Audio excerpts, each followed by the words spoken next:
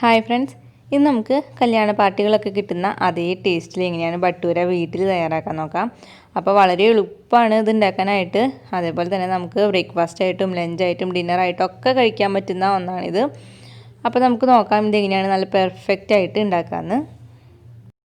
അപ്പോൾ ആദ്യം വേണ്ടത് മൈദയാണ്. അപ്പോൾ ഞാനിവിടെ 250 ml കപ്പിൽ 2 കപ്പ് മൈദ എടുക്കുന്നുണ്ട്. പിന്നെ ഇതിലേക്ക് ഉപ്പ് ചേർത്ത് കൊടുക്കാം. അപ്പോൾ ഒരു 1/4 ടീസ്പൂൺ ഉപ്പിട്ട് കൊടുക്കാം. പിന്നെ ഒരു 1/2 ടീസ്പൂൺ ബേക്കിംഗ് പൗഡറും കൂടി വേണം. ഇനി നമുക്ക് 1.5 തൊട്ട് 2 ടീസ്പൂൺ വരെ പഞ്ചസാരയും കൂടി ഇട്ട് കൊടുത്തിട്ട് നന്നായി ഒന്ന് മിക്സ് ചെയ്ത് കൊടുക്കാം. അപ്പോൾ നന്നായി മിക്സ് ചെയ്ത് കഴിഞ്ഞാൽ പിന്നെ ഇതിലേക്ക് അധികം പുളിയില്ലാത്ത നല്ല കട്ടിയായിട്ടുള്ള തൈര് 1/4 കപ്പ് ഒഴിച്ചു കൊടുക്കാം. പിന്നെ ഞാനിതിലേക്ക് 2 ടേബിൾ സ്പൂൺ ഓയിൽ ചേർത്ത് കൊടുക്കുന്നുണ്ട്. അപ്പോൾ ഏതെങ്കിലും ഓയിൽ തന്നെ ചേർക്കാനായിട്ട് നോക്കുക, വെളിച്ചെണ്ണ ഒന്നും ചേർക്കരുത്. പിന്നെ നമുക്ക് ഒരു കോഴിമുട്ട പൊട്ടിച്ചൊഴിച്ച് കൊടുക്കാം. അപ്പോൾ നിങ്ങൾ മുട്ട എടുക്കണമെന്ന് നിർബന്ധമില്ല. മുട്ട എടുക്കണില്ല എന്നുണ്ടെങ്കിൽ തൈരിൻ്റെ അളവ് കുറച്ചും കൂടി കൂടുതലായിട്ട് ചേർത്ത് കൊടുക്കുക. അതായത് ഒരു 2-3 ടേബിൾ സ്പൂണും കൂടി കൂടുതലായിട്ട് തൈര് ചേർത്ത് കൊടുക്കുക. ഇനി നമുക്ക് ഇതെല്ലാം കൂടി നന്നായി ഒന്ന് മിക്സ് ചെയ്ത് കൊടുക്കാം. അപ്പോൾ ഇതെല്ലാം നന്നായി മിക്സ് ചെയ്ത് കഴിഞ്ഞാൽ പിന്നെ നമുക്കിതിലേക്ക് ഇളം ചൂടുള്ള വെള്ളം കുറേശ്ശെ ചേർത്ത് കൊടുത്തിട്ട് നമുക്ക് നന്നായി കുഴച്ചെടുക്കണം. ഞാനിവിടെ ഒരു 1/2 കപ്പ് വെള്ളം എടുത്തിട്ടുണ്ട്. അപ്പോൾ നമുക്ക് വെള്ളം കുറച്ച് മാത്രം ഒഴിച്ച് കൊടുത്തിട്ട് കുഴച്ചെടുക്കുക. അപ്പോൾ ഞാനിവിടെ നന്നായി കുഴച്ചെടുത്തിട്ടുണ്ട്. അപ്പോൾ എനിക്കിവിടെ 1/2 കപ്പ് വെള്ളം എടുത്തെങ്കിൽ കൂടി ഒരു 1/4 കപ്പിൻ്റെ അവിടേക്ക് വെള്ളത്തിൻ്റെ ആവശ്യം വന്നിട്ടുള്ളൂ. അപ്പോൾ വെള്ളം ചേർക്കുമ്പോൾ പ്രത്യേകം ശ്രദ്ധിക്കണം. വെള്ളം ഒരുപാട് കൂടിപ്പോകാനായിട്ട് പാടില്ല. നല്ല സോഫ്റ്റായിട്ട് ഈ മാവ് കുഴച്ചെടുത്ത് കഴിഞ്ഞാൽ പിന്നെ നമുക്കിതിലേക്ക് കുറച്ച് ഓയിലും കൂടി ഒഴിച്ച് കൊടുത്തിട്ട് നന്നായി ഒന്ന് പുരട്ടി കൊടുത്തിട്ട് 1 മണിക്കൂർ ഇത് മാറ്റി വയ്ക്കുക. 1 മണിക്കൂറെങ്കിലും ഇത് റെസ്റ്റ് ചെയ്യാനായിട്ട് വെക്കണം.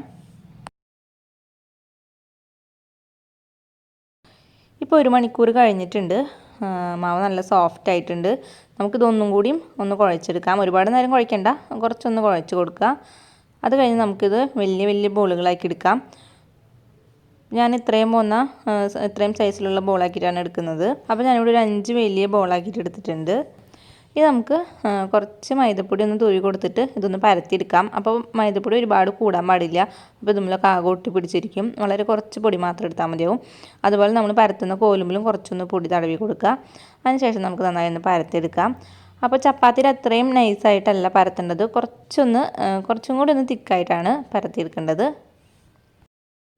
ഇപ്പോൾ ഞാനിവിടെ നല്ല വലുതാക്കി തന്നെ പരത്തിയെടുത്തിട്ടുണ്ട്. അപ്പോൾ ഈ ഒരു തിക്കായിട്ടാണ് നമ്മൾ പരത്തിയെടുക്കേണ്ടത്. ഒരുപാട് നൈസായിട്ട് പരത്താൻ പാടില്ല. ഇനി ഞാനിതൊന്ന് കട്ട് ചെയ്ത് കൊടുക്കുന്നുണ്ട്. അപ്പോൾ ഇതാ നമുക്കിത് ഇത്രയെങ്കിലും ഒരു കനം വേണം നമ്മൾ പരത്തിയെടുക്കുമ്പോൾ, അത് പ്രത്യേകം ശ്രദ്ധിക്കണം. ഇനി നമുക്കിത് ഓയിലിട്ട് ഫ്രൈ ചെയ്തെടുക്കാം. അപ്പോൾ നിങ്ങൾക്ക് വേണമെന്നുണ്ടെങ്കിൽ പൂരിയുടെ പോലെ ചെറിയ ബോൾസ് ആക്കിയിട്ട് ചെറുതാക്കി പരത്തിയിട്ട് മുഴുവനായി തന്നെ ഇട്ട് ഓയിലിട്ട് ഫ്രൈ ചെയ്തെടുക്കാം. അല്ലാന്നുണ്ടെങ്കിൽ ഇങ്ങനെ ചെയ്താലും മതി. ഇപ്പോൾ ഞാനിവിടെ ഓയിൽ ചൂടാക്കാനായിട്ട് വെച്ചിട്ടുണ്ട്. അപ്പോൾ കുറച്ചധികം തന്നെ ഓയിൽ വേണം. ഇത് മുങ്ങി പൊന്തുന്ന അത്രയും ഓയിൽ വേണം. പിന്നെ ഓയിൽ നന്നായി ചൂടായി കഴിഞ്ഞാൽ പിന്നെ ഒരു മീഡിയം ടു ഹൈ ഫ്ലെയിമിൽ വെച്ച് കൊടുക്കുക. നല്ല ഹൈ ഫ്ലെയിമിൽ തന്നെ എപ്പോഴും വെച്ചുകൊണ്ടിരുന്നാൽ നമ്മൾ ഈ ബട്ടൂര ഇട്ട് കൊടുക്കുന്ന വഴിക്ക് തന്നെ അത് പെട്ടെന്ന് കളറൊക്കെ മാറി കരിഞ്ഞു പോവും. അപ്പോൾ ഒരു ഓയിൽ ചൂടായി കഴിഞ്ഞാൽ ഒരു മീഡിയം ടു ഹൈ ഫ്ലെയിമിൽ വെച്ച് കൊടുത്തിട്ട് നമുക്ക് ഓരോ പീസായിട്ട് ഇട്ട് കൊടുക്കാം. അപ്പോൾ ഇട്ട് കഴിഞ്ഞാൽ നമ്മൾ ഒരു സ്പൂൺ എങ്ങാനും വെച്ചിട്ട് ഇതേപോലെ ഓയിൽ ഒന്നിങ്ങനെ മേലേക്ക് ഒന്ന് ആക്കി കൊടുക്കുക. അപ്പോൾ ഇത് പെട്ടെന്ന് നല്ല പോളയായിട്ട് വരും. അപ്പോൾ പോളയായിട്ട് വന്ന അപ്പം തന്നെ നമ്മൾ തിരിച്ചിട്ട് കൊടുക്കണം. അല്ലാന്നുണ്ടെങ്കിൽ ആ സൈഡ് പെട്ടെന്ന് കളർ മാറിപ്പോവും. അപ്പോൾ അങ്ങനെ തിരിച്ചു മറിച്ചിട്ട് കൊടുത്തിട്ട് നമുക്കിതൊന്ന് ഫ്രൈ ചെയ്തെടുക്കാം. അപ്പോൾ ഇതാ ഇവിടെ നല്ലൊരു കളറായി വന്നിട്ടുണ്ട്.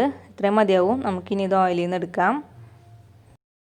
അപ്പോൾ ഇതേപോലെ തന്നെ നമുക്ക് എല്ലാം അതൊന്ന് പരത്തിയെടുത്തിട്ട് ഫ്രൈ ചെയ്തെടുക്കാം. അപ്പോൾ ഇതിൻ്റെ കൂടെ നല്ല കോമ്പിനേഷൻ ആയിട്ടുള്ള ഒരു കറിയാണ് ചന മസാല. അപ്പോൾ ആ വീഡിയോ ഞാൻ മുന്നേ അപ്ലോഡ് ചെയ്തിട്ടുണ്ട്. അതിൻ്റെ ലിങ്ക് ഡിസ്ക്രിപ്ഷൻ ബോക്സിൽ ഇട്ട് കൊടുക്കാം. അതേപോലെ തന്നെ ചിക്കൻ കറി ആയാലും ഗ്രീൻ പീസ് മസാല ആയാലും ഒക്കെ ഇതിൻ്റെ കൂടെ നല്ല ടേസ്റ്റ് ആയിട്ടുള്ള ഒന്നാണ്. അപ്പോൾ ഞാൻ അതിൻ്റെ ലിങ്കൊക്കെ ഞാൻ ഡിസ്ക്രിപ്ഷൻ ബോക്സിൽ ഇട്ട് കൊടുക്കാം. അപ്പോൾ അത് ആവശ്യമുള്ളവരൊന്ന് കണ്ടു നോക്കണേ. അപ്പോൾ എൻ്റെ ഈ വീഡിയോ ഇഷ്ടപ്പെട്ടാൽ നിങ്ങളിതുപോലെ ഒന്ന് ട്രൈ ചെയ്ത് നോക്കിയിട്ട് നിങ്ങളുടെ അഭിപ്രായങ്ങൾ എന്നെ കമൻസ് ആയിട്ട് അറിയിക്കുക.